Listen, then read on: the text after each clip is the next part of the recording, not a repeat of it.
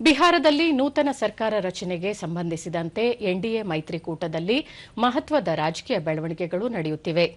ಪಾಟ್ನಾ ಮತ್ತು ದೆಹಲಿಯಲ್ಲಿ ಎನ್ಡಿಎ ಮೈತ್ರಿಕೂಟದ ನಾಯಕರು ವಿವಿಧ ವಿಷಯಗಳ ಕುರಿತಂತೆ ಸಭೆ ನಡೆಸುತ್ತಿದ್ದಾರೆ. ಪಾಟ್ನಾದಲ್ಲಿಂದು ಜೆಡಿಯು ಶಾಸಕಾಂಗ ಪಕ್ಷದ ಸಭೆ ನಡೆಯಿತು. ಎಲ್ಲಾ ಶಾಸಕರು ತಮ್ಮ ನೂತನ ನಾಯಕನನ್ನಾಗಿ ನಿತೀಶ್ ಕುಮಾರ್ ಅವರನ್ನು ಅವಿರೋಧವಾಗಿ ಆಯ್ಕೆ ಮಾಡಿದರು.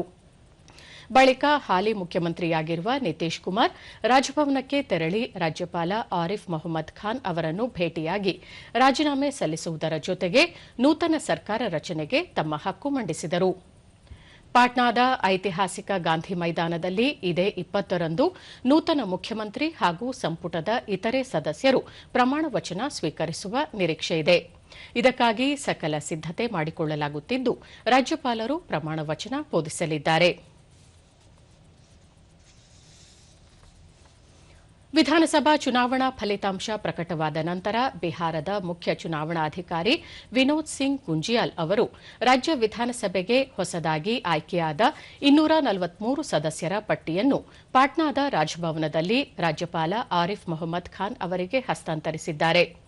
ಪಟ್ಟಿಯಲ್ಲಿ ಎನ್ಡಿಎಯ 202, ಮಹಾಗಠಬಂಧನದ 34, ಎಐಎಂಐಎಂ, ಇಂಡಿಯನ್ ಇನ್ಕ್ಲೂಸಿವ್ ಪಾರ್ಟಿ ಮತ್ತು ಬಹುಜನ ಸಮಾಜ ಪಕ್ಷದ ಶಾಸಕರು ಸೇರಿದಂತೆ ಎಲ್ಲ ಅಭ್ಯರ್ಥಿಗಳ ಹೆಸರುಗಳಿವೆ.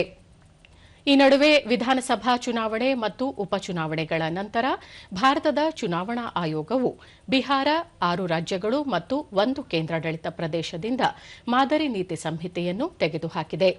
ಈ ಕುರಿತಂತೆ ಕೇಂದ್ರ ಸರ್ಕಾರದ ಸಂಪುಟ ಕಾರ್ಯದರ್ಶಿ ಮತ್ತು ಆಯಾ ರಾಜ್ಯಗಳ ಮುಖ್ಯ ಕಾರ್ಯದರ್ಶಿಗಳಿಗೆ ಚುನಾವಣಾ ಆಯೋಗ ಪತ್ರ ಬರೆದಿದೆ.